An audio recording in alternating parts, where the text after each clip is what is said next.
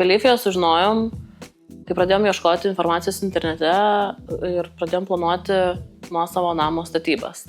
Žinojom, kad nenorim lysti į tas tokias tradicinės statybas, kas yra blokeliai, stogo dengimai ir panašiai, ir galvojom apie modulinį namą. Dauguma modulinių, kiek mes žiūrėjom, buvo arba labai nedideli, arba mums netinkančio išplanavimo.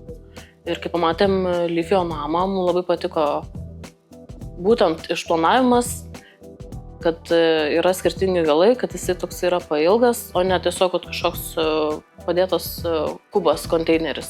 23 metų lapkritį mes nuvažiavome į Kauną apžiūrėti parodinio namo. Mums jis labai patiko. Ir jau savojo namo gamybą užsakėm 24 metų balandį. Jis į mūsų sklypą buvo atvežtas ir pastatytas ir surinktas 24 metų gruodį, o 25 metų sausio viduryje mes jau įsikraustėm.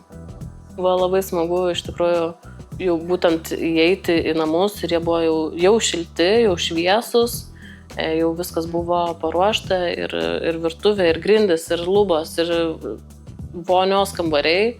Ir mes šiek tiek matėm patį įrengimą. Tai buvo smagu stebėti, kaip viskas čia vyksta ir atsiranda.